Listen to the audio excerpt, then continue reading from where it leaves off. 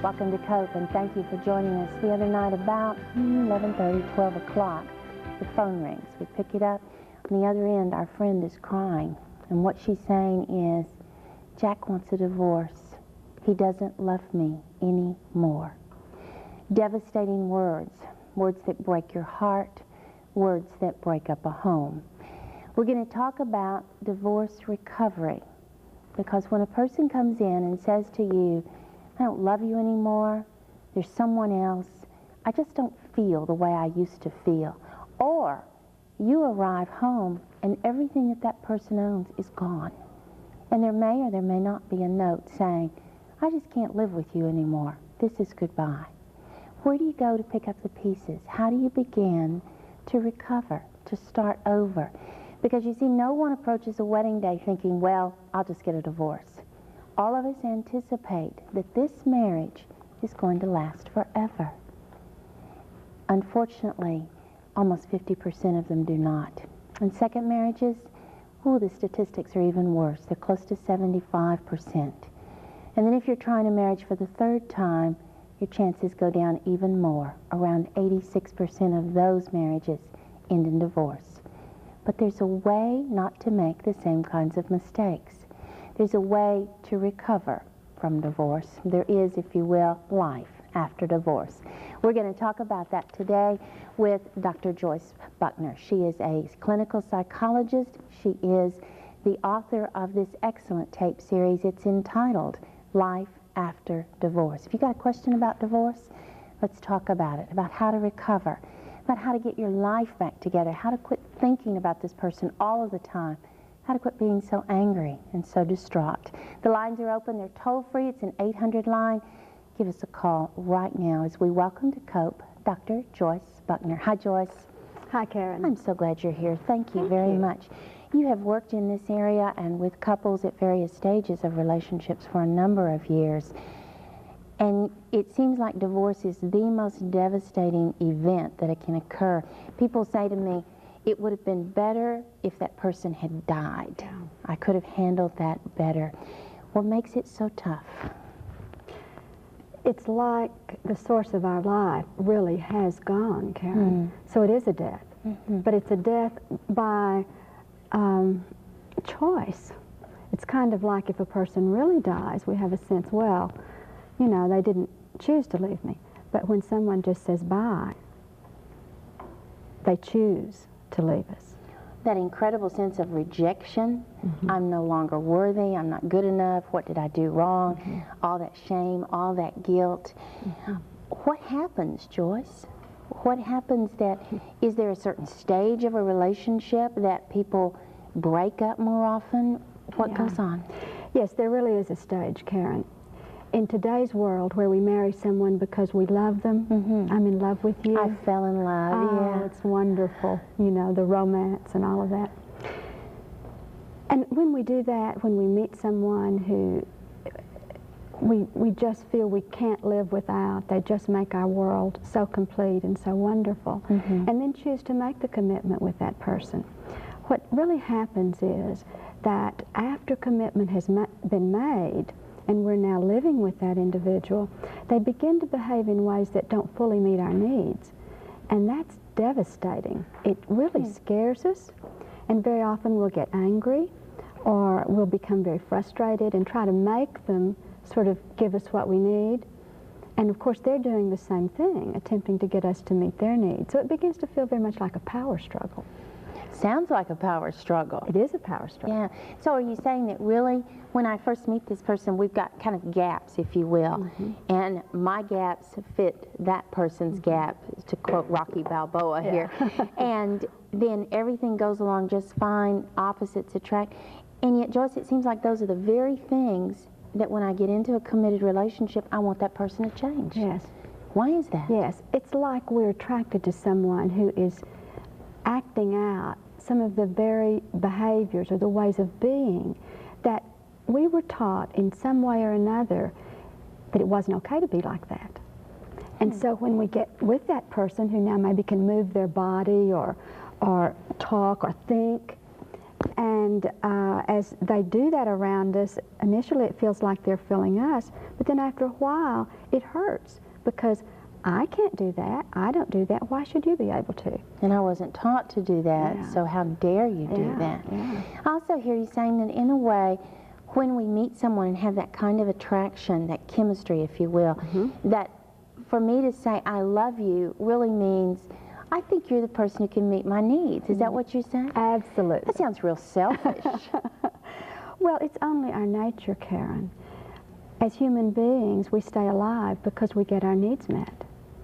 And so that feeling of increased aliveness is because we've identified a person that we really think can do that, so it's wonderful. And so it becomes particularly tragic when that person says, I'm out of here. That's right. Let's take a break. We'll come back, continue talking about this. We'll begin to talk about, okay, if that's happened to me, now what do I do? I'm glad you're here, Joyce. Thank you. During the program, we'll be giving you information on how you can obtain this excellent set of 6 tapes on a new beginning, life after divorce. The scripture says that when people divorce, it's like having super glue and it rips apart, and part of you goes with that person and a part of you is missing.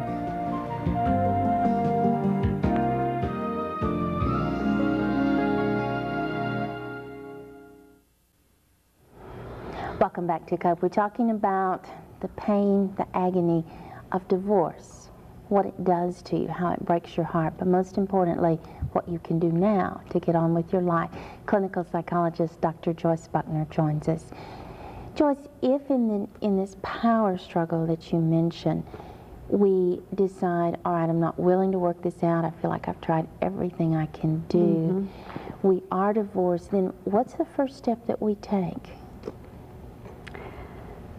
We grieve.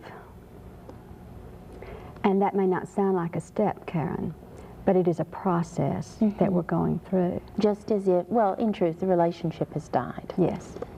And it's important to grieve and to bury the corpse, I sometimes say. And it's sometimes really hard to know what the corpse is. So identifying the corpse, in a sense, is one of the first pieces of work to do. So you can begin to really allow that to be released. Okay, when you talk about that, does that mean like my security would be a part of that corpse? My dreams, my expectations? Is that a part of that? Yes, and also your understanding of what went wrong. Okay. The way we rationalize and understand what has gone wrong typically is not accurate, Karen. And so, you know, we work so hard to fix it, but when we don't know what's wrong, it would be like taking your car in to have it fixed. And they say, oh, well, you know, we'll wash the windshield. But that isn't what's wrong. Yeah. So though you have a gleaming windshield, the car still doesn't run. So really discovering the causes of the tearing apart and beginning then to come up with ways to really heal those causes and not just what appear to be the causes. Okay, so there's a process that I have to go through, not only grieving, but then getting to know who I am, what it was that I needed out of this relationship that I didn't get, and why it was I was pushing so hard to get it. So some personal healing has to take place. Okay, let's go to the phone lines and talk to Jean. Hello, Jean. Hi. Go right ahead. My problem is that I'm married to a non-believer, and I've been married for 6 years now, and I feel like my spiritual life is just tapped out. And I was separated for a while, a few years ago, and got back together. But my husband, he's a non-believer. He, and when he gets mad, he'll use God's name in vain, and you know, he's just very worldly, and it's really hard for me because I feel like, you know, I cry out to God, well, what should I do? You know, I realize I made the mistake of getting involved to begin with someone that wasn't a believer. I understand. But it's really, I feel really tapped out. Yeah, and Jean, is there a sense in which you feel like that there's a type of divorce that has already occurred? Yes, I do. I feel very distant in my heart in many ways, but yet I feel very sorry for him. And I would think also, I feel that you'd feel pretty sorry for yourself. And I don't mean that in a negative term, but simply wait a minute, this isn't what I really planned on. Right. It's not what I want.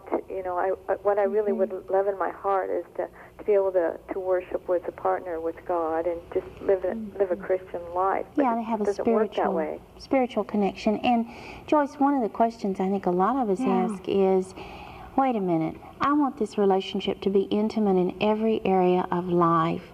And when it's not, then what happens is what you refer to as numbing. Yeah. And so, how do we begin to help Jean? Jean, one of the first things that I would really like you to consider is, are you willing to leave this man to get a divorce now? I've been really praying about that, seeking God for guidance concerning this issue. Okay. If you're not, and given that you're still praying about it and obviously thinking about it and are struggling with this, it's suggesting to me that you're not quite ready to leave. So given that, I would suggest that you work with yourself on your own sense of sort of judgmentalness, and the more you can let go of that and honor your partner's decisions about his own spirituality, at least for as long as you're with him. And by honoring it, I really mean I'm proud of you for really making your own choices about your beliefs and your spirituality. And I honor you for that. And really work on that juice inside yourself to let go of that judgment that's going on. I know that's really tough to do, but that would be my first suggestion. And Jean, in doing that, that does not mean that you don't continue to pray for his salvation. It rather means that you respect the person that he is, some of the decisions that he has made, and a sense of backing off there. Yes. I'm glad you called us. You'll be in our prayers. Thank you. We'll be right back with Joyce Buckner.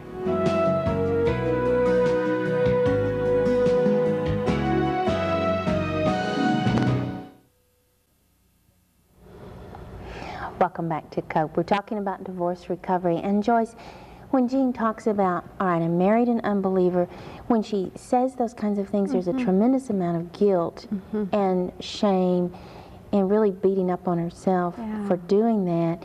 And then there's that sense that, well, the only way to make this right is to get out of it. And you're saying that there's some other options here. Yeah. And there is that phenomenon of it being hard when you're sort of, it feels like you're unequally yoked. Yet at the same time, given that one has entered now and is in fact in the yoke, being able to really, when I used the word earlier, honor, that can be a real tough concept to get. And what I'm really sort of saying here does have to do with the letting go of the judgment. And we're told over and over, you know, make no judgments, do not judge, do not cast the stone, sort of thing.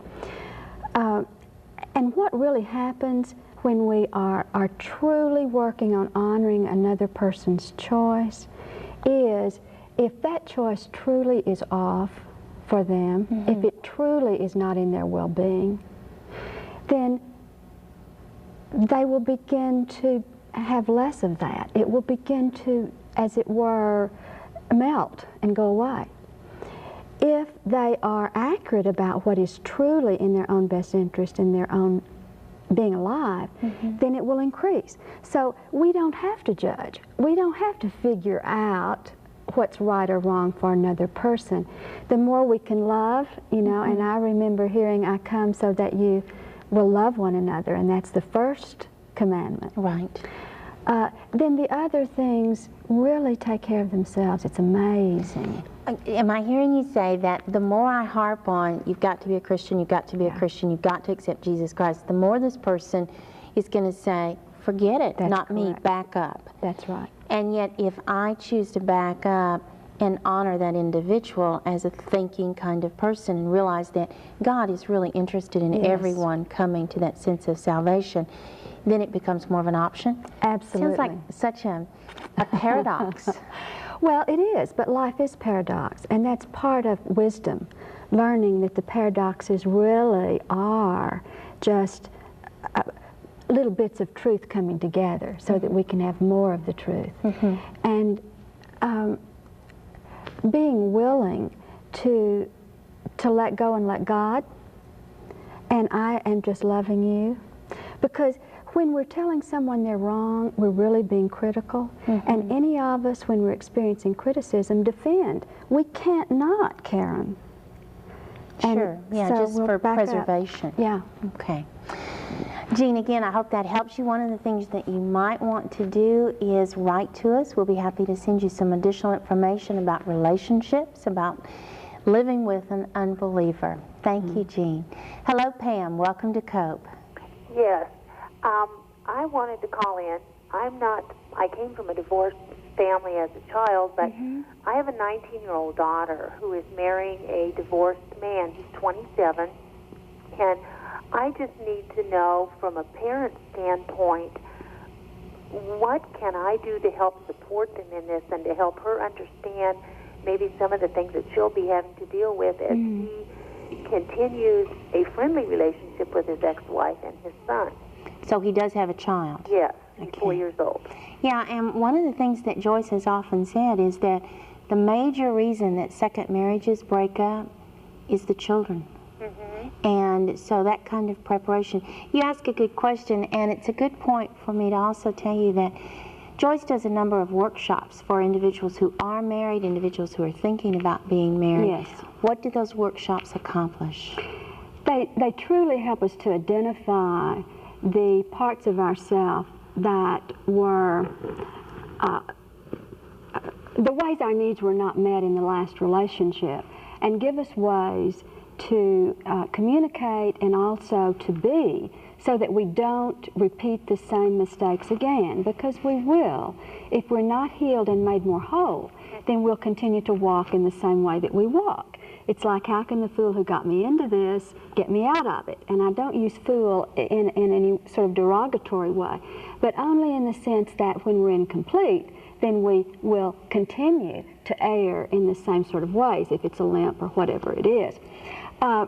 And incidentally, it isn't really the children of the former marriage that causes the problem, but that gets to be a source of complaint. It's kind of like we have to find things in our marriage, Karen, to blame our problems on and to sort of focus the criticism on, rather than understanding that the problems we bring with us to the marriage, I and you. And then as we come together, we have a wonderful opportunity now to heal, to be healed, to love, and really to learn to love.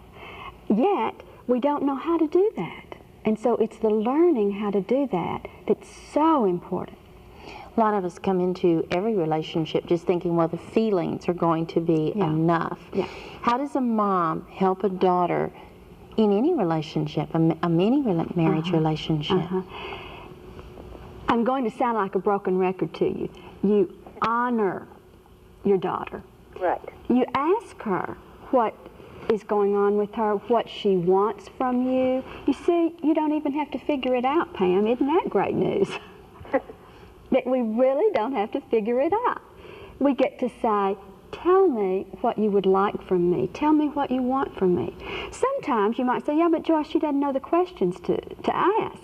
And sometimes there is information that we can offer, but only offer with an open hand, and they'll take it or they'll not take it, and to let that be as it is, and continuing to be available, kind of like an open vessel, and let them tell you what they need and want from you, Pam. Okay. And just relax. Yeah, staying away from you statements like you ought, you must, you should. Yeah. Okay? Okay. How can I help? I'm glad you called, Pam. Thank you. Your family will be in our prayers. Yeah. Thank you. Thank you. Lori, hi. Hello, Lori? Hello, yes, I'm here. Hi, Lori. How Hi. can we help? Good. I have a question. I'm separated. I'm thinking about getting divorced. I don't feel like, I've talked to people at the church and everything, and they seem to think that it's not, a good enough reason for a divorce, but I don't have any feelings at all for my husband. I don't know how to explain it. Yeah, and that hurts you to think about that, doesn't it, Lori? Yes, because I feel like I'm married to like a brother or something, and it's really hard because I don't, prayed about and everything, and the feelings don't come back. I don't know why. Yeah. Laura, I hear you saying that the desire is gone, the passion is gone. Yeah. It's like, as you said, I don't have those special feelings anymore. And you know what, Laura? Good for you for noticing that. That is absolutely predictable. It happens in, believe it or not, all intimate relationships. The feelings always go away. So you're just on the path, that's all. Now, understand that you don't kind of know that. And how could you? You know, we've not really taught people, and we've not really understood it ourselves very well. So just to know that, okay, so I'm taking the next step. Now, the magic's gone. What you do now is you're in a wonderful place, both you and your husband, to take a look at what needs to happen so that you can bring the magic back in a way that will truly stay for you. Right. And, Well, it's and been that's 6 possible. or 7 years. Yeah, yeah. I don't understand. Did you say it took 6 or 7 years? No, it's been 6. It's been a long time since I've had any kind of. I just think to myself, for the rest of my life, I guess I'm not allowed. I can't have them feelings ever again. Yeah, It's kind of hard to deal with. You don't want to live your life without that wonderful sense of aliveness, and that makes great It's selfish, sense. I know. It seems selfish. Yeah. Yeah, well, again, selfish is good in that you care about you. Doesn't mean you don't also care about others, see? And so the more you can learn how to really get what you need so you can have the wonderful feelings, then that really is what's best for your husband and really everyone that you're around. You want to be fully alive. Right. And you might, Laurie, I would love for you and your husband to come to one of my couples workshops where we teach people how to move from that I don't have any feelings anymore to the feelings. It's wonderful. It can be done if you're still willing. That's the only criterion, Karen, you know? I'm willing, I just don't know how. Sure, I understand. Yeah, and Laurie, some of the workshops that Joyce refers to are done under the title of imago therapy, the idea that the person that I am attracted to is the individual with the help of God who can heal my childhood wounds, where I was wounded as a child.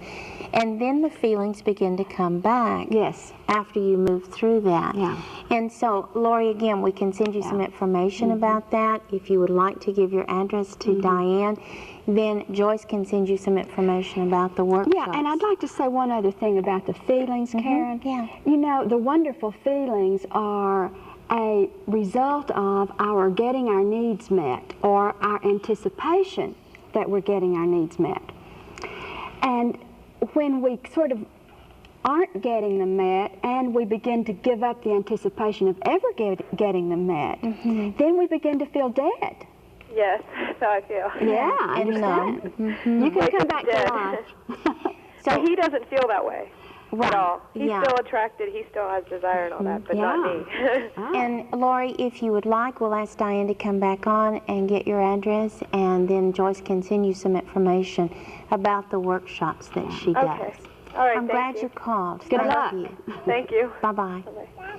Maybe you feel like that's where you are, that you've kind of numbed out in a relationship and the feelings are gone and you're thinking, I just can't get these back. And yet, interestingly enough, research shows us that if you choose to leave that person, that the next person you're in relationship with, same thing happens if you don't get some healing. We'll be back to continue talking with Dr. Joyce Buckner.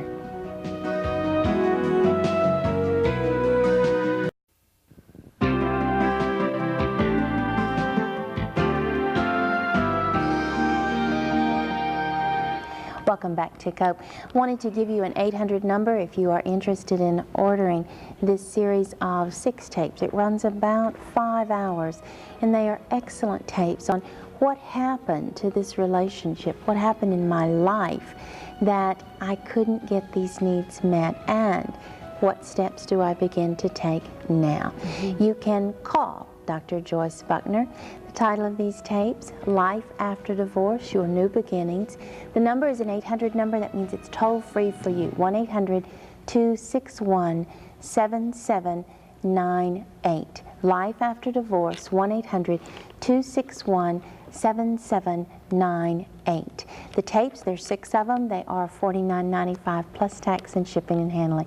1-800-261-7798. Mary, you're on the air. Hi. How are you? Very fine. Do you have a question for Joyce? Yes. I have a question as far as divorce. I have been married and divorced 3 times. I'm 39 years old. And my question is, am I following a pattern that should I remarry, would this happen again to me, or can that pattern be broken? Good question. Absolutely, the pattern can be broken, Mary. And it actually can't not be broken if you begin to understand what has been going off in your last marriages. Are you married at the moment, Mary? I didn't get that No, clear. I've been divorced a year now. Okay, so you're single at the moment. Yes. Okay, what I would suggest for you, Mary, truly is the workshop that I do for individuals. And the purpose of that workshop really is to help you to understand what has been going wrong in your relationships, and to help you in very specific ways learn what needs to be healed and how you can become whole so that you don't repeat those same errors again when you get in relationship. That's really doable, Mary, but it really takes some learning and some work on your part. But that's all, just the willingness and just the learning how to do it. It's a skill. And it seems like one of the things that I'm hearing you say is that I have certain needs in my life. Yes. And that as I go through life, I'm looking for people who can heal these. And then when I get into this, all of a sudden, for some reason, I get scared about being rejected, about being smothered, something, and I back out of it. But then I'll look for that same type of person. So if I begin to have some personal healing, I look for a different kind of person? That's right. Our radar changes. Okay. It's like at a very deep level, Karen, we have learned the kind of person who can meet our needs, and it was the kind of persons who met our needs when we were infants. You know, we don't come here in the world knowing who we can be attracted to at a very deep level, but remember, the attraction is simply our sense of the person who can keep us alive, which is what our initial caregivers did. Okay, so what I'm hearing you say then, as a young child, if I was not taken care of, in other words, if I was not fed on time, if my physical needs were not met, if I wasn't touched, I wasn't held, then as I grow up, I look for somebody who does the same thing? We can't not, because no matter how many of those little needs were not met for you, Karen, many were. Otherwise, you wouldn't be sitting there. Yeah. And I wouldn't be sitting here if I had not gotten enough of my needs met to stay alive. So we learned then, this is the kind of person who keeps me alive. So when we're out in the world looking for a partner, we will identify, that's what that juice is, you know, that one of our last callers said that's gone now. Yeah. But that initial juice is simply our body reliving those aliveness feelings that we felt early on when we got the bottle, when we got the diaper changed or the pin, you know, Taken out of our hip. So, as I heal, I look for healthier people. Yes, because our inner picture changes of the kind of person who now can meet my needs. Because my pattern of needs has changed now. So I'll attract a healthier person. Dr. Buckner, yes. My son is married right now, but he's in the process of a divorce. Yes. Would my pain of divorce, you know, and his growing up and my being divorced many times, would that be carrying over to him also? I hear you say, Mary, that you're wondering if your pain can be carrying over to your son, you know, and we hear the sins of our fathers, you know, are visited on the children. Right.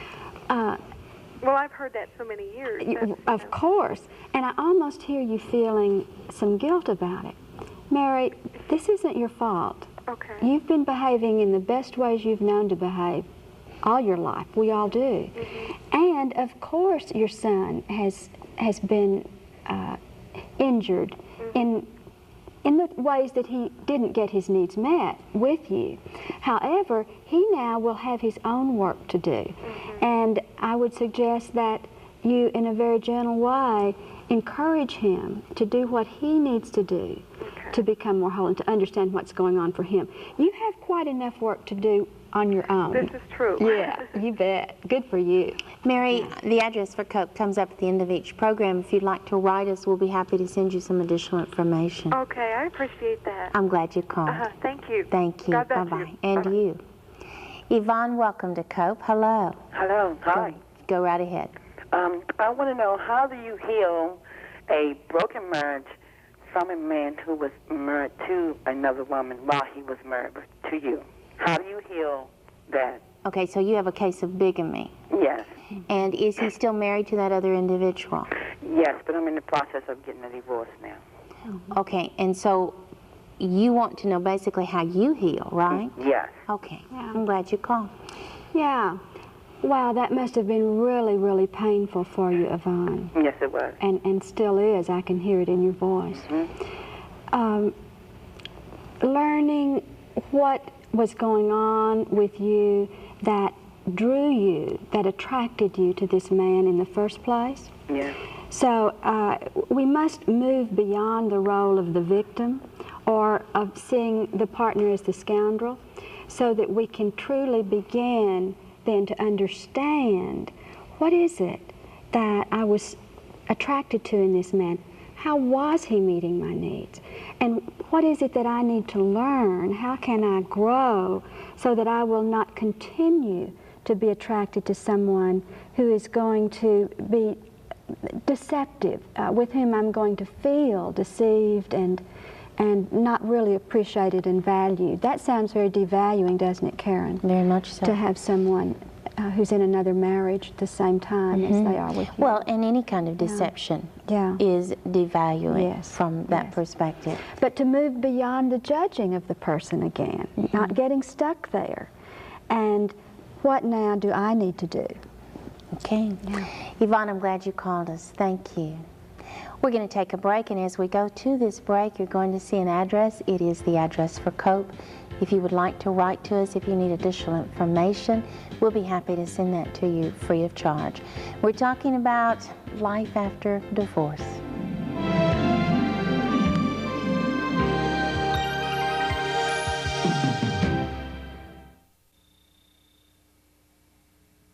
If you missed the 800 number for Dr. Joyce Buckner, we'll try to put that up again before the end of the program so that you can order a copy of these excellent tapes. Linda, thanks for your patience. Hello. Hi. Go right ahead. My story is that my husband and I were married 18 years, and he left the family about 2 years ago. There was no divorce, you know, and initially he wanted a divorce, but then it just never happened. So now I'm at the point where I initiated the divorce because, it's for financial reasons. And since then, it's like, it took a lot of time for me to come to this decision. Sure. This was the final thing I had to do. I would like to know is, how do you know when you're healed and that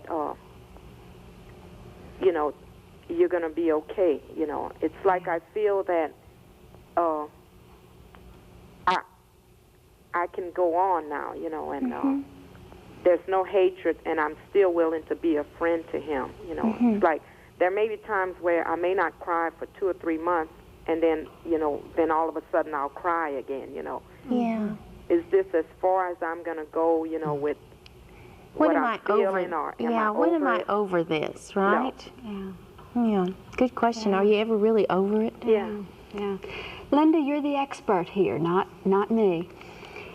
And everything that we've ever experienced in our life is sort of written in our body, I say.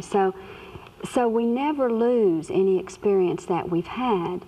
And if something happens that reminds you of one of those painful times, you will experience whatever the feeling was at that time: sadness, grief, anger, loneliness, whatever the feeling.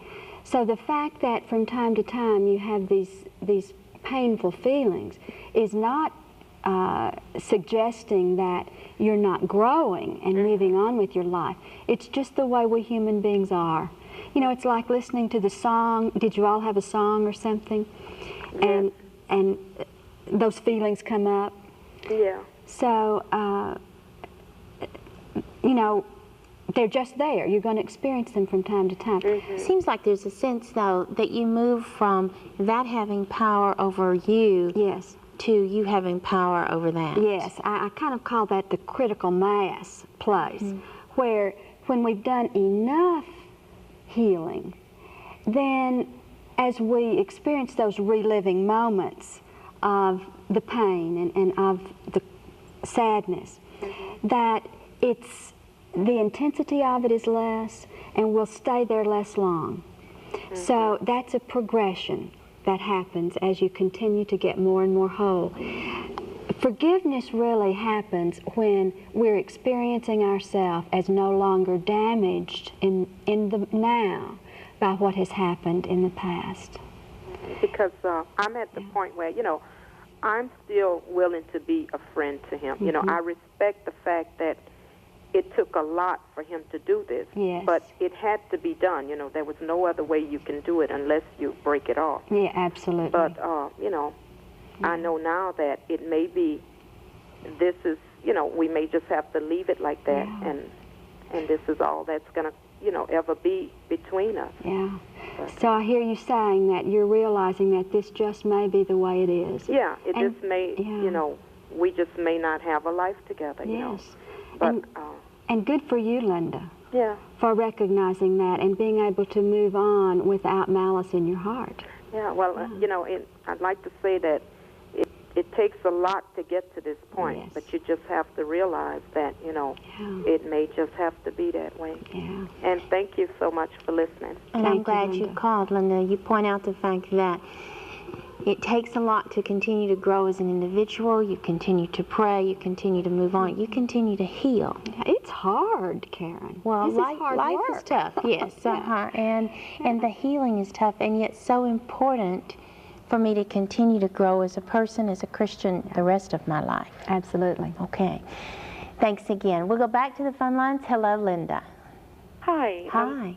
Hi. I was calling to see if you had any words of wisdom or magical cures for putting back together a marriage after an affair.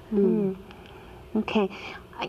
If we had magical words, that would be a wonderful thing. What we can give you is some encouragement and certainly some hope. Yes. Yeah, I'm glad you called.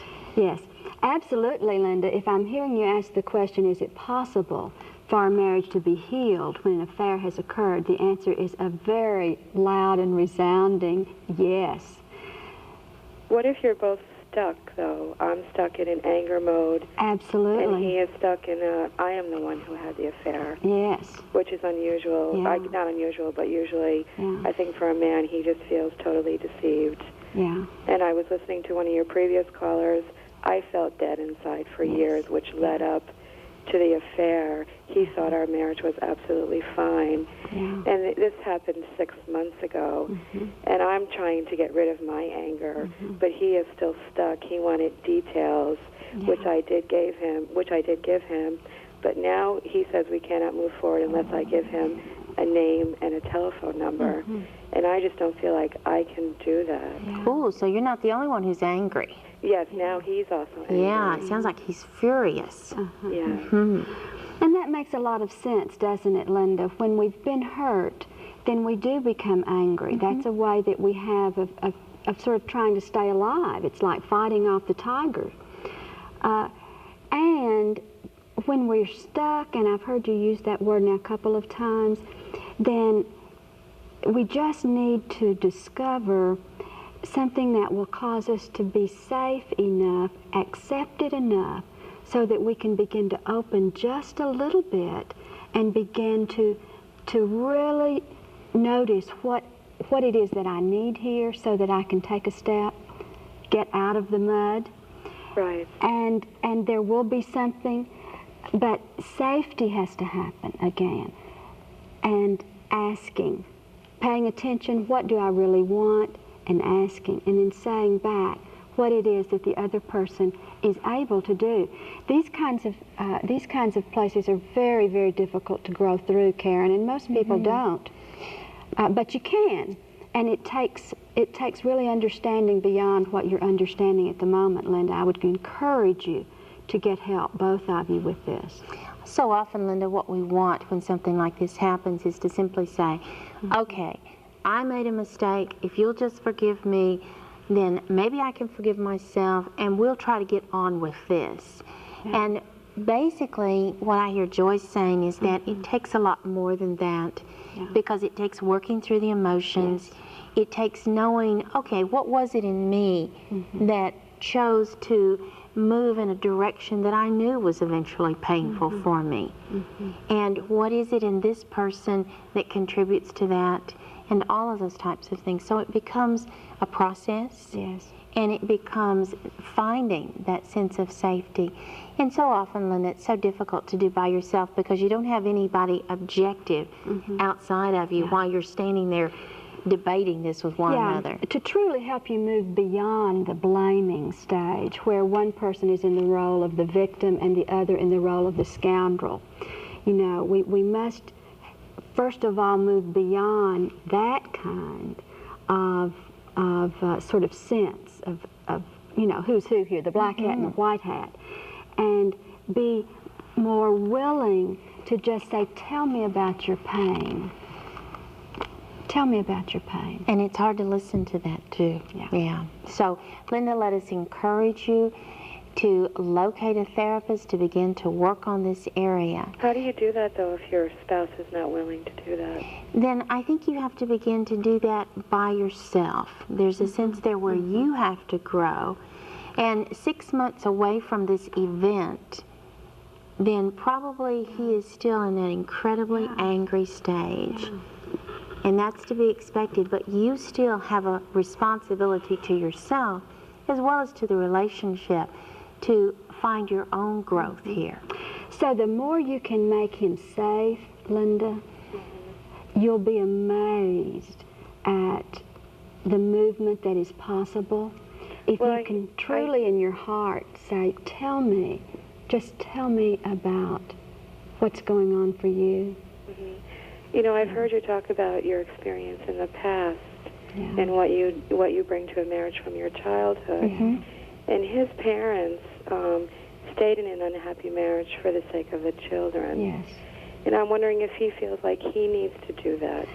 Very often we will recreate our past because at a very deep level we truly don't think that we deserve or that we can even imagine a world different from the one that we've grown up in. So this is part of the understanding, Karen, and being able to really grow, Linda. I really would encourage you to, there's a book called Getting the Love You Want by Dr. Harville Hendricks.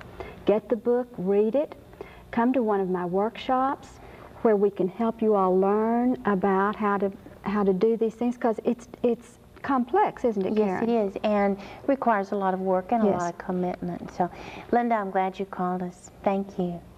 This entire week, we've been talking about families under fire, and tomorrow, Dr. Frank Minnereth will join us. Right now, you've got a chance to give us a call. We'll be back with Dr. Joyce Buckner.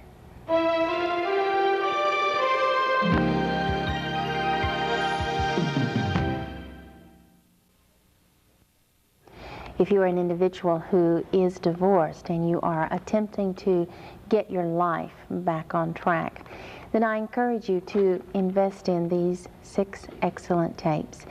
It's entitled A New Beginning, Life After Divorce. If you'd like a copy of these, you can order them through this 800 number, 1-800-261-7798. That's Dr. Joyce Brothers, Life After Divorce, 1-800-261-7798. Gary, you're on the air. Hello. Hi, yes, my name's Gary, and I've been married twice, and the girl that I'm going to marry has also been married twice. And I just want to make sure that we start this thing out, because we're going to get married within the next month, that we started out with a correct kind of a thing. What do you suggest that we do? One of the things, did you hear Joyce mention the book by Dr. Harville Hendricks, Getting the Love You Want, which would be helpful? Yes. Again, the seminar types of things. And When we make statements like that, that's a healthy statement to make. Absolutely. What are we looking for that is going to help us make it over the long haul? Good for you, Gary. You know, not too many folks are into prevention these days, but you sound like a very wise young man.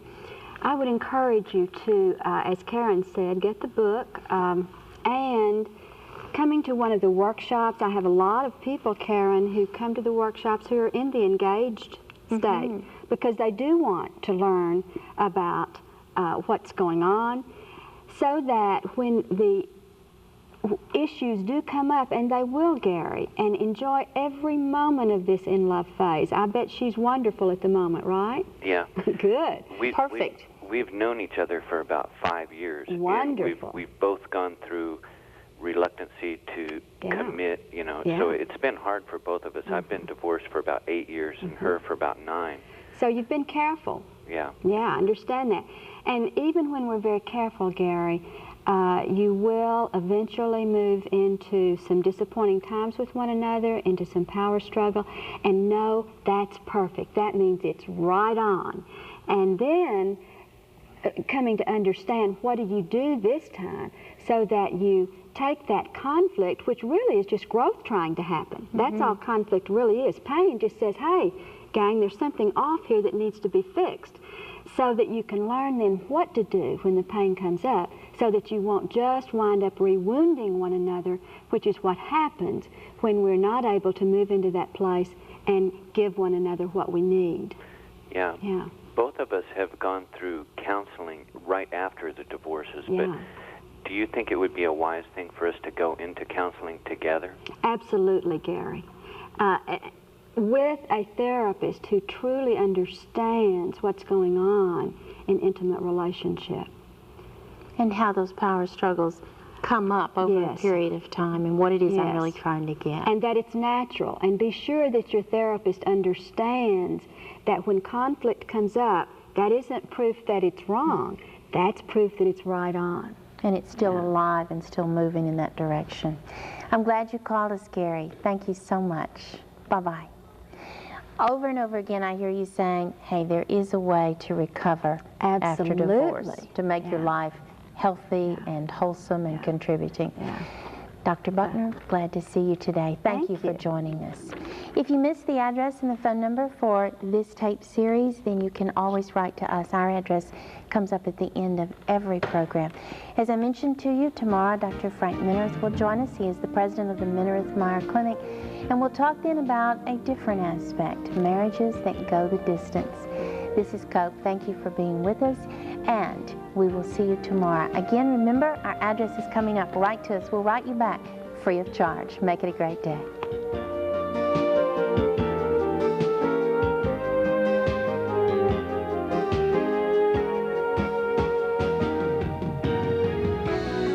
Thursday on Cope, Dr. Frank Minirth talks with callers about marriages that go the distance, what works and why.